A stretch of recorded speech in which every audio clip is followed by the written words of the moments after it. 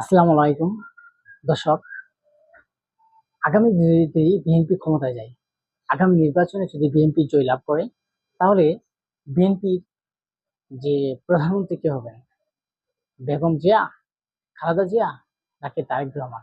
এটা কিন্তু সুস্পষ্ট ভাবে মির্জা ফখরুল ইসলাম আলমগীর এবং বিএনপির মহাসচিব তিনি বলে দিয়েছেন।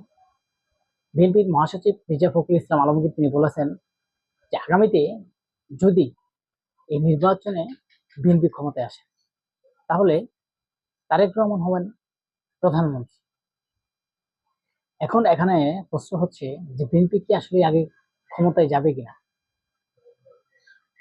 এখন মানুষের মনের মধ্যে একটা প্রশ্ন হচ্ছে যে বিএনপি আগামী দিনে ক্ষমতায় যাবে কিনা, তাহলে তারেক রহমান কিভাবে প্রধানমন্ত্রী হবে। এখন মির্জা ফখরুল ইসলাম আলমগীর কিন্তু এটা বলে নাই যে আগামীতে বিএনপি ক্ষমতায় যাবে এবং কি তারেক রহমানই প্রধানমন্ত্রী হবে। তারা জোরপূর্বক ভাবে এমন কিছু বলে নাই। যেমন জামাতের যারা জোরপূর্বক ভাবে পিয়ার পদ্ধতি নির্বাচন চাচ্ছে এবং চরমুনা এবং জামাত, বিএনপি কিন্তু তেমনটা জোরপূর্বক ভাবে, যদি জামাতের যে শক্তি, সেই শক্তির চেয়েও বেশি শক্তি হলো বিএনপি। আর বিএনপি কিন্তু কখনো বলে নাই যে আগামী নির্বাচনে তারা জোরপূর্বকভাবে ক্ষমতায় যাবে। তারা বলেছে জনগণের ভোটের অধিকার প্রতিষ্ঠা করা এবং জনগণ যদি তাদেরকে ভোট দেয়, তারা ক্ষমতায় যাবে এবং কি সেই ক্ষমতায় গেলে তারেক রহমান প্রধানমন্ত্রী হবেন। আপনারা জানেন বেগম খালেদা জিয়া তিনি শারীরিকভাবে অনেক অসুস্থ এবং তিনি মিডিয়ার সামনে এখন আসতে পারেন না। তিনি কোনো মতন জীবনযাপন করছেন। আসলে তার রাজনীতি করার আর বয়স নাই, আর তিনি নির্বাচনে আসবেন না।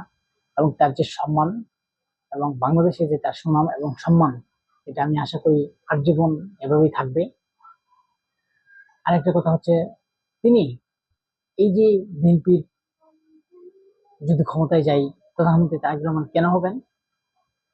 কিন্তু আপনারা জানেন এখন বর্তমানে যে বিএনপির নেতৃত্ব দিচ্ছেন এবং 17টি বছর যে বিএনপির নেতৃত্ব দিয়ে গেছেন ভার্চুয়ালের মাধ্যমে এবং ভিডিও কনফারেন্সের মাধ্যমে তারেক রহমান।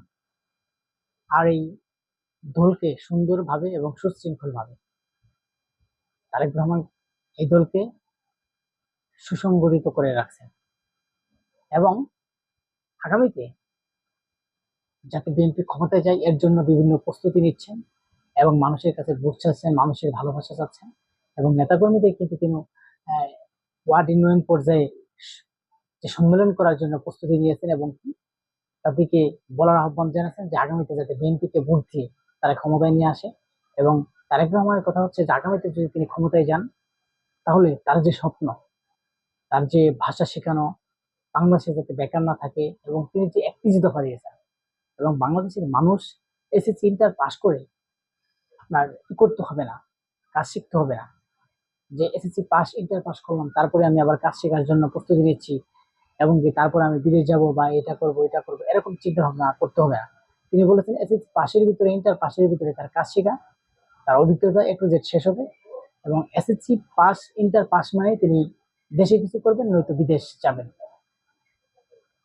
যেহেতু বাংলাদেশ একটা গরিব রাষ্ট্র এবং বিগত সরকার যারা গেছেন তারা এমন কিছু ভাবে নাই। আজকের এই তারেক রহমান যা ভাবাচ্ছে মানুষকে এবং মানুষের গরিব দুঃখী মানুষের যেভাবে পাশে থাকছে এবং যে কোনো মানুষের তারা পাশে থাকার জন্য চেষ্টা করছে। আর মির্জা ফখরুল ইসলাম বলেছেন তিনি যেহেতু বিএনপির একজন সর্বোচ্চ পদে আছেন এবং বিএনপির অভিভাবক, বিএনপি ভারপ্রাপ্ত চেয়ারম্যান তারেক রহমান,